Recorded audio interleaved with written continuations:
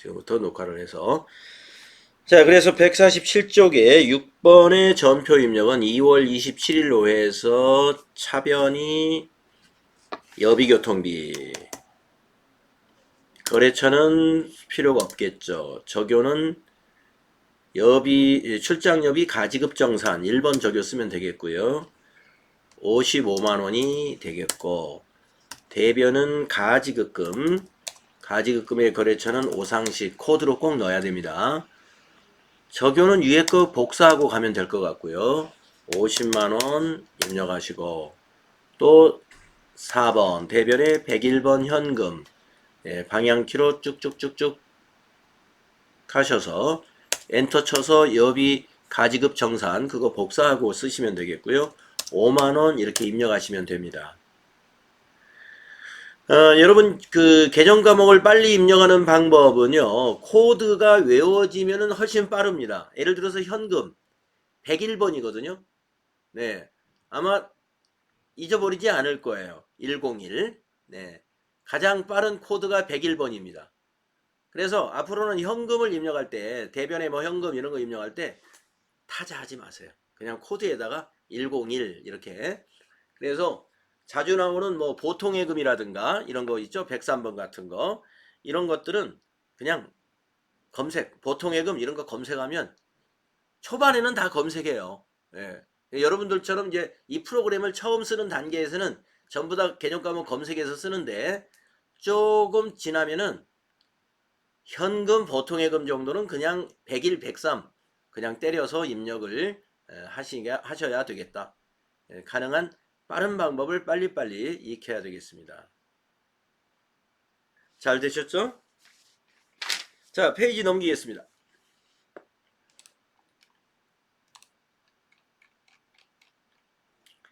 근로소득세 납부.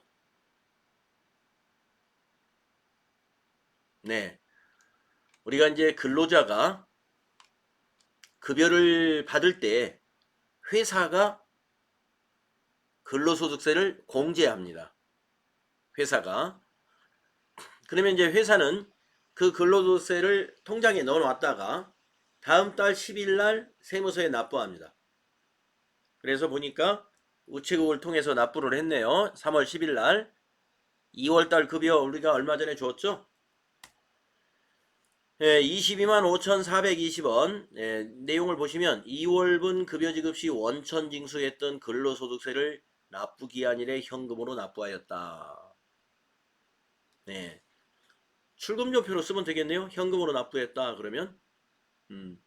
분계를 일단 한번 써보실까요? 분계 밑에다가.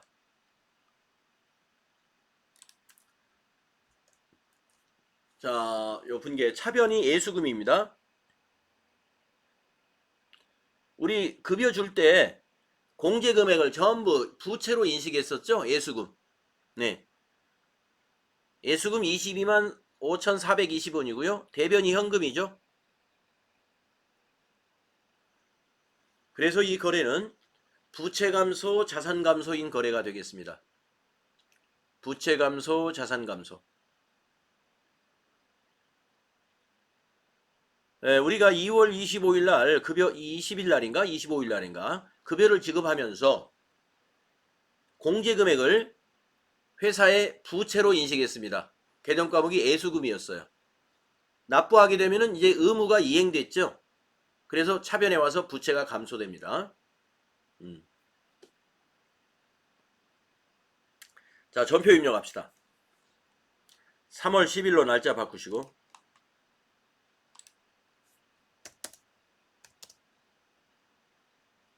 출금으로 해서 예수 금 거래처 지나가고 적요는 근로소득세 등 예수금 납부 1번 225420 엔터 하시면 되겠습니다.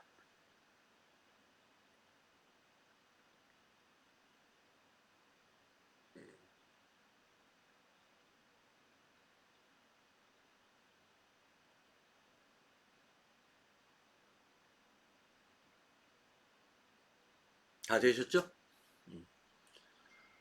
제가 혹시 빠르면은요 말씀하세요. 여러분이 따라하지 못했는데 예, 제가 좀 빨리 나가면 네, 얘기하십시오.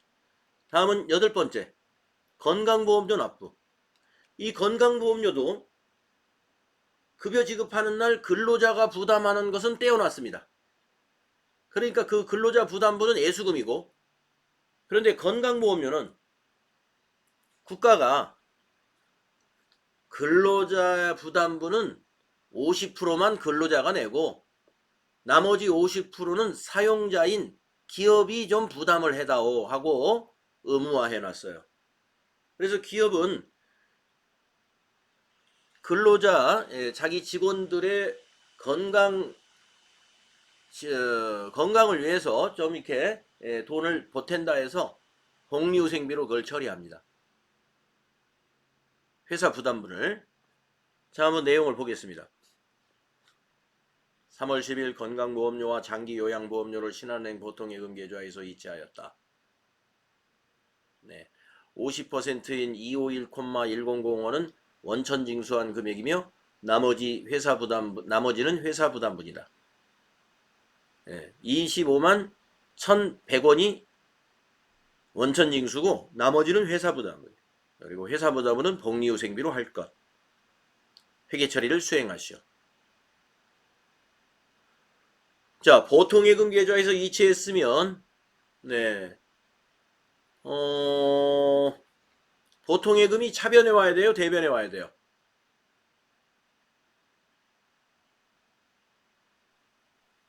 대변 아니에요? 그렇죠. 대변이죠. 맞습니다. 보통예금에서 이체 납부했다. 대변에 보통예금이 됩니다. 대변에 보통예금이 여기 쓰세요. 대변에다가. 예. 금액은 이거 502,200이죠. 근데 보통예금에는 그 은행이 꼭 필요해요. 신한은행. 그래서 대변에 보통예금 괄호 열고 신한 502,200 이렇게 쓰시면 되겠고, 차변은 두 개가 됩니다. 부채 감소하고 비용 발생. 차변이. 부채 감소는 예수금 25만 1,100원 그리고 복리후생비 25만 1,100원. 차변이 두 개죠. 예수금, 복리후생비. 그래서 예수금은 부채 감소, 복리후생비는 비용 발생이 되겠다. 자, 전표 입력을 하십시오. 3월 10일 날 또 한 건을 입력합니다. 자, 대변부터 입력해 보겠습니다. 대변의 103번 보통예금 신한은행. 적용은 이게 건강보험료 납부니까 타자를 하는 게 좋겠네요. 예. 건강보험료 납부라. 502 200원. 차변에 예수금 254. 방향키로 쭉 가서 건강보험료 납부 251 100원. 또 차변에 복리후생비 811번 쓰시고 건강보험료 납부 251 100원 이렇게 하시는 거예요. 2번 전표. 여러분 같은 날짜에서요. 이렇게 전표 번호가 자동으로 1년 번호가 부여가 됩니다. 조금 전에 소득세 납부한 것은 1번 전표. 그리고 방금 건강보험료 납부한 전표는 2번 전표가 되겠습니다. 전표는 번호로 구분이 됩니다. 원장님, 네. 근데 여기 지로용지에 보면은 3월 2일 날 납부한 걸로 돼 있는데 그래요? 3월 2일로 입력해야 되는 거 아닌가요?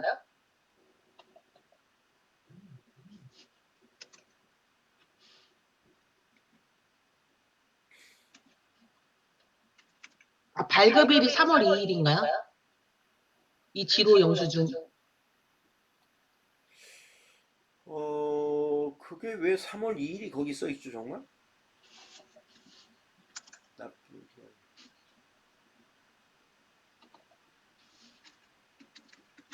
3월 2일 날 지로 영수증이 발행되었고 납부는 3월 10일까지 납부한 건데 그럼 회사 입장에서는 그냥 10일로 처리하면 되는 건가요? 아, 문제 10일에 납부했다고 나온 것 같아요. 문제에서 우리가 그 오른쪽 설명에 3월 10일이라고 이렇게 날짜를 못을 박아줬기 때문에 아, 네. 예, 그럴 때는 그 영수증에 있는 날짜를 참고하기 전에 요 문제에 있는 날짜 이걸 먼저 적용하는 게 좋겠습니다. 네, 거기가 왜 3월 2일로 적혀 있는지는 뭐 좀 이해가 좀 어려운데 여기 이거 좀 실수한 거 아닐까요? 건강보험료 이사장수라고 고지서가 3월 2일 날 고지가 됐나? 청구가? 네, 그런 것 같아요. 네, 그 정도 이해하시면 되겠네. 그러나 예, 요날 이날 납부한 걸로 처리하겠습니다.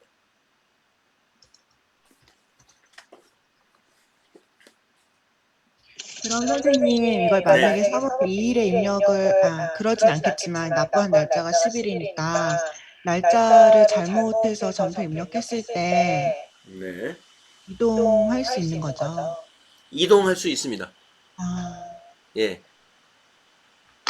날짜를 만약에 잘못 입력해서 전표가 만들어졌다. 그러면은 그 전표를 선택하고 우리가 저 위에 보시면은 어떤 메뉴가 있냐면은 일반 전표 입력 메뉴에서 보시게 되면은 여기 이동이라는 단추가 있거든요. 날짜를 옮길 때 씁니다. 옮길 수 있어요. 지우지 않고. 알겠습니다. 자, 다음 문제로 가볼까요? 지방소득세 납부. 여러분 그 소득세는 소득세의 10%는 지방 그 자치단체에 납부를 합니다. 우리가 세무서에 납부하는 거는 이게 국고로 들어가죠. 예. 그리고 이 지방소득세는 시에 납부하는 거죠. 우리 이천 같으면은. 그래서 시의 수입이 되는 것이죠. 소득세의 10%입니다. 자, 2월분 급여지급 시 원천 징수한 지방소득세를 납부기한 이래 현금으로 납부했다. 자, 밑에 분계를 한번 써보면은요. 분계를 써보면은 자, 지명선 씨 분계 한번 말해볼까요?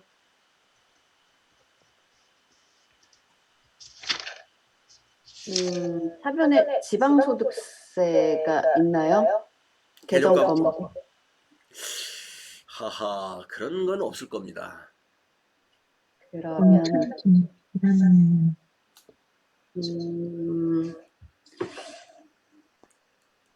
예수금, 그렇죠. 예수금. 예, 예수금 22,530원 차변이고요. 예. 대변은 현금 22,500원. 530원. 예, 예, 22,530원. 예. 자, 거래의 결합 관계는 비용 발생, 자산 감소. 틀린 것 같은데요. 예수금이 비용일까요? 수익, 부채 감소요. 부채. 예, 부채 감소입니다. 예수금은. 부채 감소, 자산 감소 이렇게 되겠습니다. 결합이. 예, 부채가 감소되고 자산이 감소된 그런 거래입니다. 정리되셨죠? 입력합니다.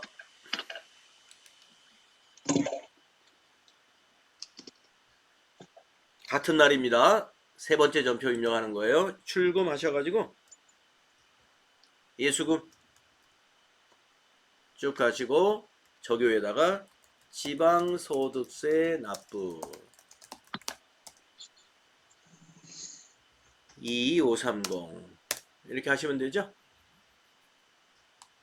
출금 전표로 예수금 해놓고 지방소득세 납부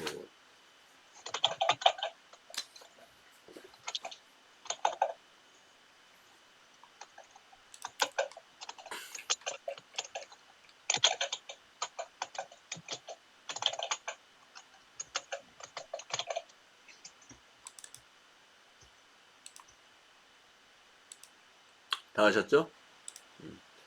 자, 다음은 10번 계약금 지급에 관한 걸 보겠습니다. 통장에 찾으신 금액 이렇게 나왔잖아요. 찾으신 금액이라고.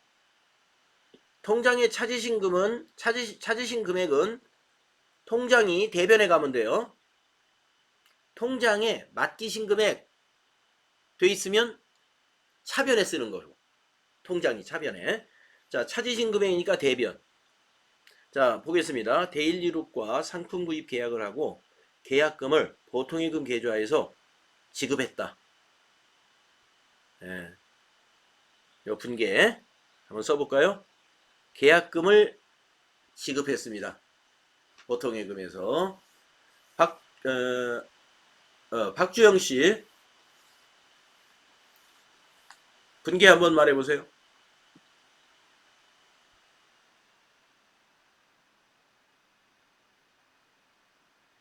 박주영 씨 주무시는 것 같아요. 그러면 이연아 씨. 네. 이연아 씨 한번 말해보세요. 분계.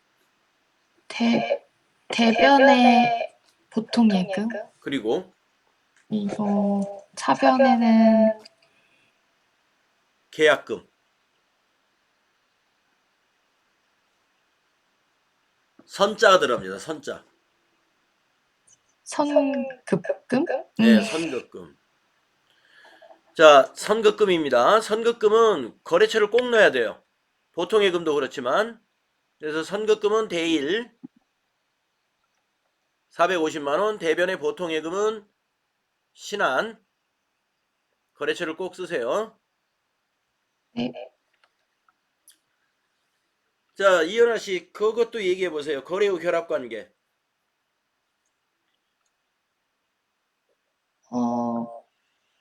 보통 예금 대변은 자산 감소 맞나요? 네, 맞죠.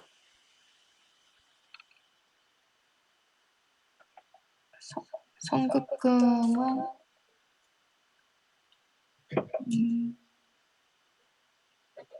권리가 생겼어요. 선급금. 우리가 계약금을 주면 권리가 생긴 겁니다. 재화를 받을 권리가 생겼어요. 그럼 잠시만요.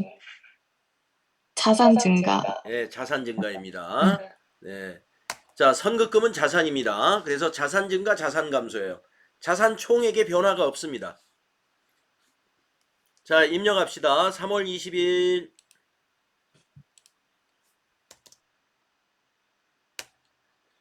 차변의 선급금 대일이룩 적용은 상품 대금을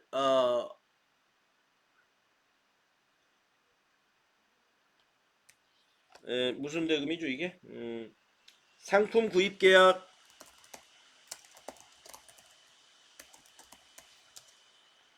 (450만원) 4번 대변에 103번 보통예금, 은행은 신한은행.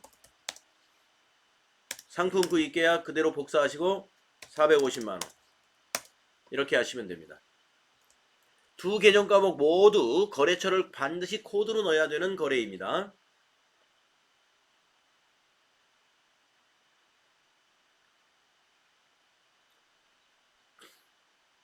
가능하시죠? 네, 그래서 여러가지 증빙에 대한 거 연습이 지금 끝났네요. 여러분 교재 다음 페이지는 이제 수행 결과입니다. 수행 과제 풀이. 네, 우리 했던 거하고 똑같을 거예요. 쭉 한번 훑어보면서 의문난 사항이 혹시 없는지 한번 체크해 보세요.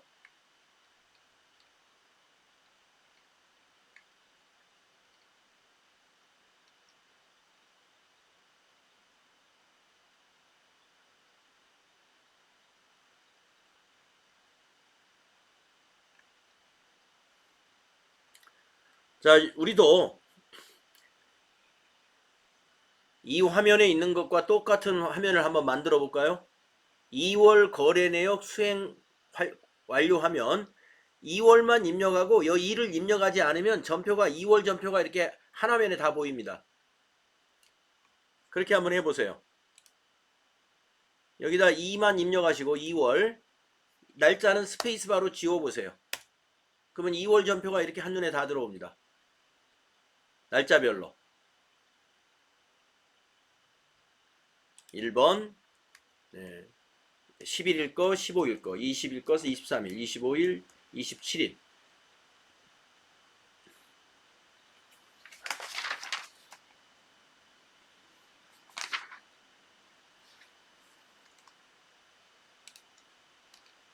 자, 3월 거래도 쭉 한번 보십시오. 오늘 했던 것들이죠, 3월 거래.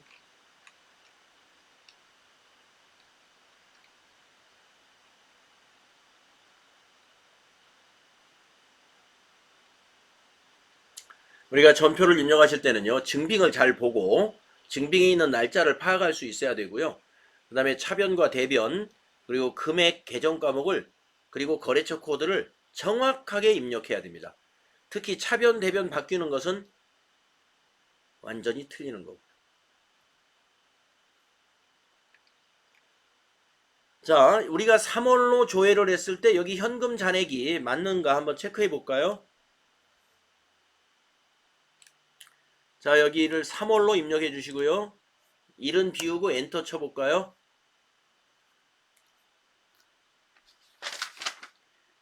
(11590050) 네. 뭐 이거 아이고. 이 현금의 잔액은 3월로 조회하잖아요. 그러면 3월 전표의 마지막 날이 며칠이에요? 20일 날이죠. 3월 20일 현재의 현금 잔액을 보여주는 겁니다.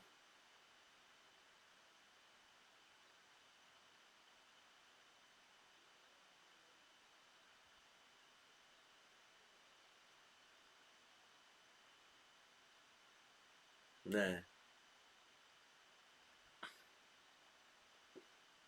어때요?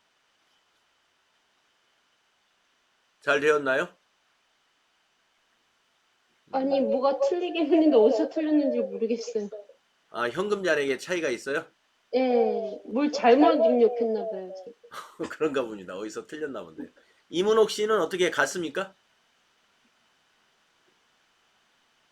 맞아요? 마이크를 안 켜시고 얘기해서 안 들려요. 저도 잔액이 안 맞아요, 선생님. 이렇게 안 맞는 분이 많을까? 김라이 씨는 맞아요?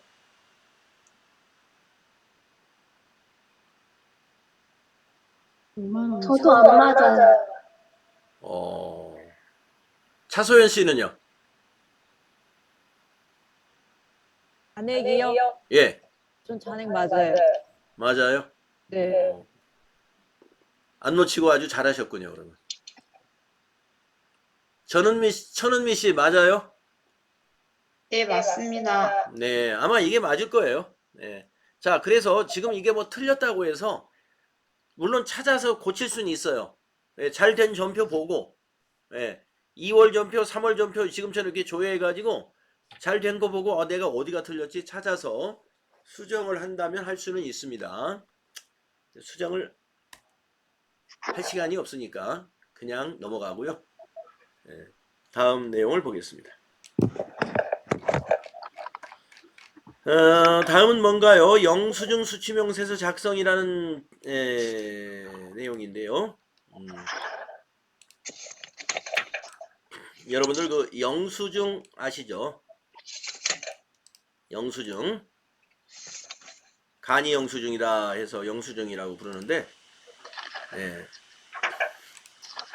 영수증 수취명세서 작성 내용이 뭔가 요거 한번 읽어보도록 하겠습니다. 증빙이란 거래 상황에 대하여 객관적으로 입증이 가능한 증거 서류를 말합니다. 일정 사업자와 거래건당 3만원 초과의 지출 거래 시에는 정규 증명 서류. 자, 우리가 증빙에는 여러 가지가 있지만 정규 증명 서류는 4가지로 함축이 됩니다. 세금 계산서, 계산서, 신용카드 매출전표, 현금 영수증. 이거를 말하는 겁니다. 그래서 거래건당 3만원 초과의 지출 거래 시에는 정규 증명 서류를 수취해야 하며 수취하지 않을 경우 지출 증명, 미수취, 가산세. 우리가 이제 그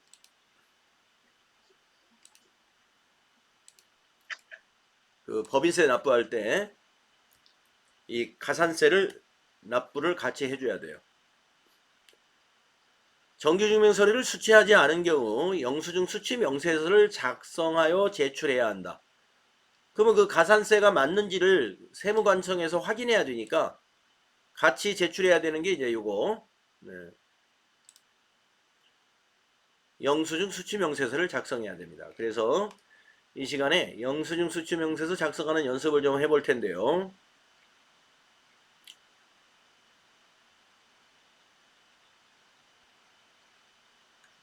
수행과제 보도록 하겠습니다. 영수증이라는 것이 이렇게 생긴 게 영수증이에요. 공급하는 자에 대한 것은 대체로 상세하게 나옵니다. 사업자 번호도 있고 상호, 성명, 주소, 업태, 종목. 공급자에 대한 것은 상세히 나오지만 공급받는 자에 대한 것은 비워두거나 이름밖에 없어요. 상호밖에. 그래서 이것이 실제 무슨 거래가 있었다는 것을 명확하게 증명하기는 조금 부족한 증빙이죠. 그러나 간이과세 사업자들은 세금계산서 발급을 못하기 때문에 이 영수증만 발급을 합니다. 간이과세자라는 것은 마을에서 자그마하게 주로 소매를 전무로 하는 사업자들을 간이과세자라고 하는데, 이 간이과세자들은 영수증만 발행해도 돼요.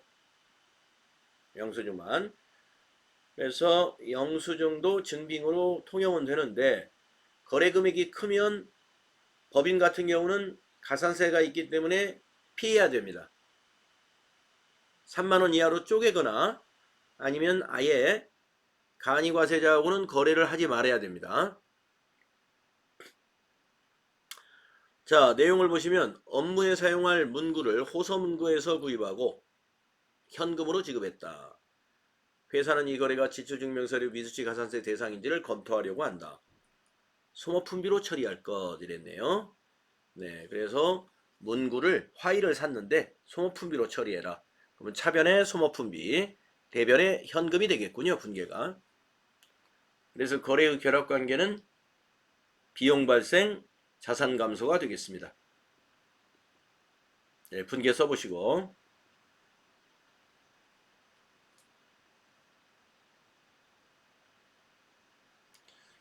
전표를 입력해 볼까요? 자, 영수증의 날짜 확인해 보세요. 일반 전표 4월 2일.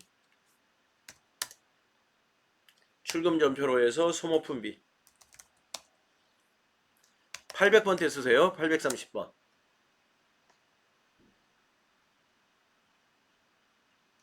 거래처는 호서문구 타자로 그냥 하시고,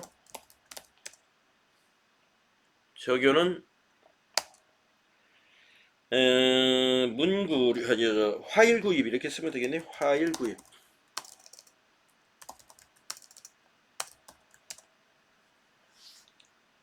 금액은 6만원. 이렇게 하시면 되겠습니다.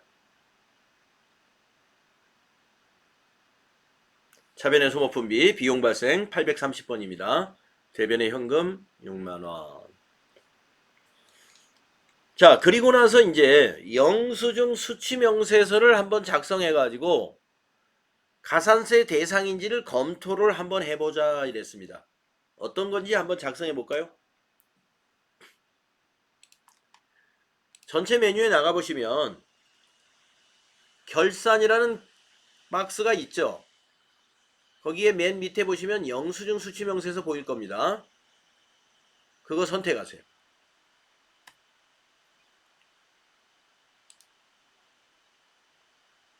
자, 영수증 수취명세서 탭은 2번 탭과 1번 탭이 있습니다. 2번 탭에다가 입력을 쫙 해요. 거래일자 2022 0402 상호 호소문구. 성명 이사람. 서울 강서구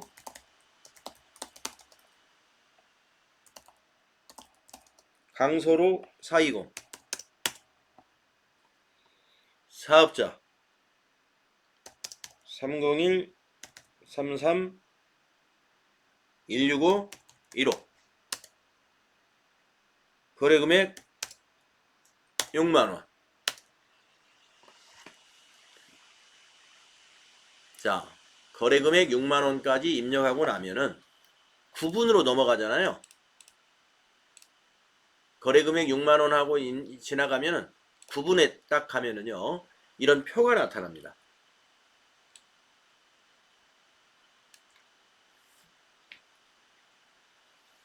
자, 우리가 문구점에서 화일 산 거는 여기에 해당되지 않아요. 여기 뭐 금융, 보험, 농업인과의 거래, 국가와의 거래, 사업의 양도, 뭐 공매, 경매도 있고, 부동산 구입도 있고, 주택 임대도 있고, 택시도 있고, 항공기도 있고, 간주 임대료도 있고, 송금 명세서 제출분도 있고, 유료도로 통행료도 있고, 뭐 여러 가지가 있습니다만은 해당 사항이 없습니다. 여기에 해당 사항이 있는 것은 그 번호를 눌러주면 됩니다. 자, 우리는 해당 사항이 없고요. 지나갑니다. 구분해서 지나온 것은 가산세 대상입니다. 자, 계정 코드는 아까 우리 소모품비로 했죠? 아까 소모품비를 몇 번으로 했나요? 830번. 자, 계정 코드 830번. 물론 더블클릭 검색해서 소모품비 찾아줘도 되고요. 저기 위에다가 화일 구입비 이렇게 써주면 됩니다.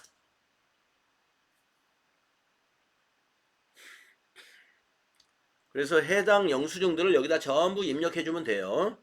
자, 우리는 하나 입력해봤습니다.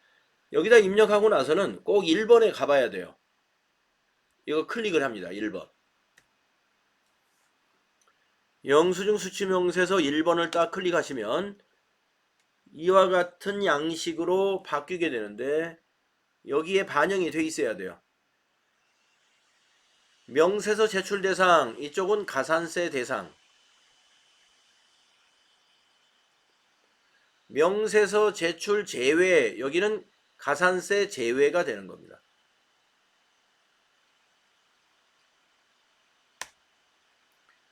그러신 다음에 이 영수증 수취명세서는 자동 저장 기능이 없어요. 그렇기 때문에 요거 이 닫기 탭이 있지 않습니까? 요거 닫으면서 저장을 해야 됩니다. 딱 닫으면 경고창이 나오죠. 저장하시겠습니까? 예 해줘야 돼요. 이렇게 저장하시고 빠지면 됩니다.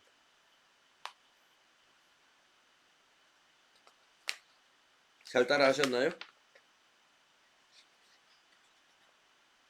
네. 자, 다음 페이지 보시면 그 수행 결과가 보여요.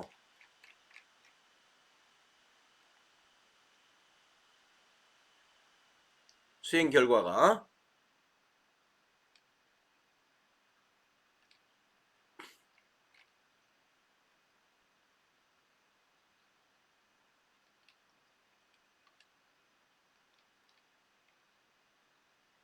네, 밑에 팁을 보시면은 3만원 초과 거래에 대하여 정규증명서류 이외 영수증 등을 수취한 경우 영수증 수취명세서를 작성하도록 한다.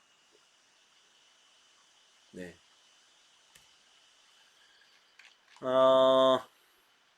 여기까지 하고요. 우리가 또 산소과도 재는 거 옆에 놓고 아주 죽을라다 살아났네. 수락계 여기 있고, 아이고, 아이고, 약